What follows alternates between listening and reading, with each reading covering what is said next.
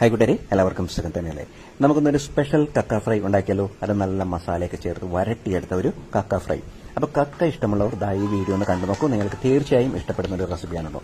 അപ്പോൾ കക്ക നല്ലപോലെ കഴുകി അതിനുള്ളിലുള്ള അഴുക്കൊക്കെ എല്ലാം കളഞ്ഞ് വെച്ചിട്ടുണ്ട്. പിന്നീട് പൊടികളാണ്. അപ്പോൾ അതിന് കുരുമുളക് പൊടിയും ഗരം മസാല പൊടിയും മല്ലിപ്പൊടിയുമാണ് അല്പാൽപമാണ് എടുത്തിരിക്കുന്നതല്ല. പിന്നീട് ചതച്ചു വെച്ചിരിക്കുന്ന വെളുത്തുള്ളിയും അതേപോലെ ഇഞ്ചിയും അരിഞ്ഞു വെച്ചിരിക്കുന്ന പച്ചമുളകും ഒക്കെയുണ്ട്. അതിൽ നിന്ന് നമുക്ക് കക്ക ഒരു പാനിലേക്ക് ഇട്ടിട്ട് കുറച്ച് കറിവേപ്പിലയും കുറച്ച് മഞ്ഞൾപ്പൊടിയും കൂടി അങ്ങോട്ട് ചേർത്ത് കൊടുക്കാം. പിന്നെ നന്നായിട്ട് ഇളക്കി ഒന്ന് മിക്സ് ചെയ്ത് കൊടുക്കാം.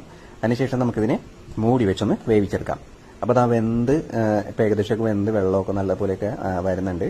അപ്പോൾ ഈ കക്കയിലുള്ള വെള്ളം തന്നെയാണ് കേട്ടോ, നമ്മൾ സെപ്പറേറ്റ് ആയിട്ട് വെള്ളമൊന്നും ചേർക്കുന്നില്ല.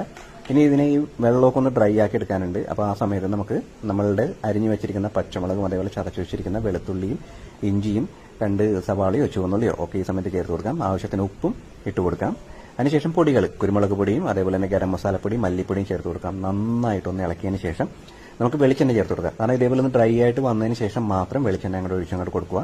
ഇപ്പോൾ കക്കയ്ക്ക് വന്നിട്ടുണ്ടെങ്കിൽ നമുക്കൊന്ന് ഡ്രൈ ആക്കി ഒന്ന് ഫ്രൈ ആക്കി എടുക്കണം, അത്രയേ ഉള്ളൂ.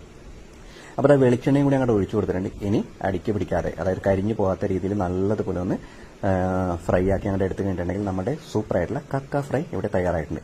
അപ്പോൾ ഇതേപോലെ തന്നെ എല്ലാ കൂട്ടുകാരും ഒന്ന് ട്രൈ ചെയ്ത് നോക്കൂ. വ്യത്യസ്തമായിട്ടുള്ള രുചിയാണ്, വളരെ എളുപ്പം തയ്യാറാക്കാം, എല്ലാവർക്കും ഇഷ്ടമാകുകയും ചെയ്യും. സ്നേഹത്തോടെ അല്ലു.